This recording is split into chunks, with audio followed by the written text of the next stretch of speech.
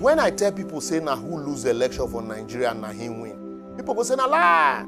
Imagine if Buhari had not had a second chance to govern this country.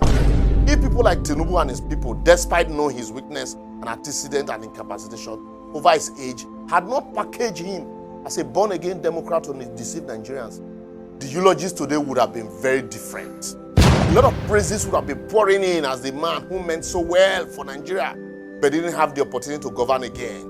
People would have even replaced his name with the best president Nigeria never had. But alas, he had his opportunity and he blew it. He was favored by the gods, adorned by humans. Some of the humans who trekked from Lagos to Abuja as a sign of honor for him when he won the presidency. His body language alone frightened a lot of people. Even the civil service, the moment he entered office, everybody fell into line. A man who was touted as the corruption SARS, but was not in a hurry to change anything. Rather, he adjusted to the corruption he found and saw no evil once he was committed by people around him. As he turned a blind eye to even his friend Ganduje's bribe taking, and everybody around him suddenly realized that the man was unaware and incapable of even doing anything. And so they started grabbing as much as they wanted while he remains mute. He went about his business, changing his life to a youngish, fresh look, and spent 8 years holidaying all over the world and was being treated by the best doctors in UK.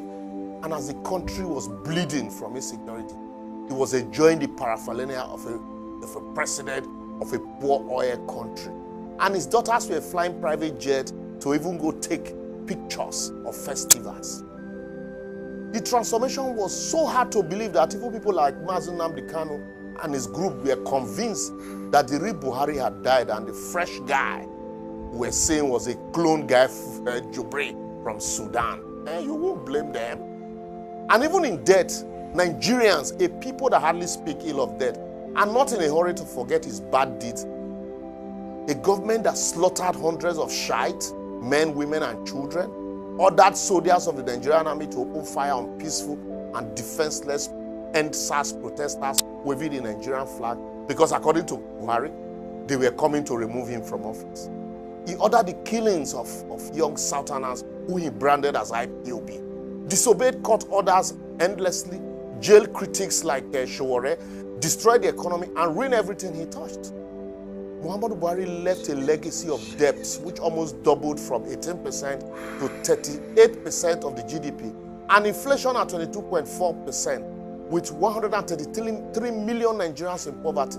And despite all of this, some of his people, including some of those in government now, and others who are collating to head back bad governance, saw no evil but participated in the evil. However, he completed the railway line in Warri-Itakpe, the Abuja Light Rail, Abuja-Kaduna Railway, Lagos-Ibadan Railway, and the Kaduna-Kano, Lagos-Ibadan, Enugu-Port Harcourt, Bodo and Boni, and then the Apapa-Oshodi-Oworosoki road project as testament to his huge spending. He would also take pride in the Ajakuta-Kano-Kaduna railway line and the AKK gas project, which nepotism did not allow them award to the most suited company for that job because the person is Southerner. Anyway, that's a story for another day. So how do you tell Nigerians to mourn such a leader? I will therefore advocate our leaders today should remember it is not the number of days one spent in office that matters, but the quality of leadership and its impact in the people's life put in those days. They should also remember that the lifespan of a political office holder is like that of a tenured monarch, and that no matter how long it takes, it will come to an end someday. So what would they be remembered for? President Tinubu and his administration should use this as an opportunity to introspect. Remember also his age, bring back monies in foreign bank accounts to the country, empty their pocket to rebuild Nigeria, use this as an opportunity to recalibrate his government and bring in more competent hands, create a presidential office for research and development, monitoring and evaluation of key performance indicators to enable him leave a legacy that will be worth celebrating when his story comes to an end. But if he chooses to be dead to this admonition, and remain alive to vanity, he should remember that man is nothing but a breathing corpse. And if you are no longer alive to receive the insult, don't put your family to it. Make we leave our here small to enable us also hear your thoughts on and comments on the issue. And also, like I say, feel free to press the subscribe button and then also share.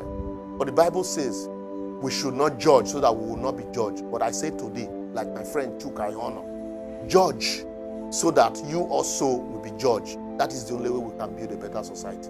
See you. Just my people, as the hurt don't happen. No, me person no go live life of say when you there alive, everything you do come against you when you don't die.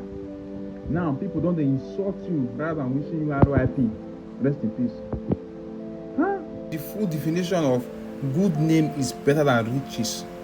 Watch, share, and drop your thoughts in the comment section.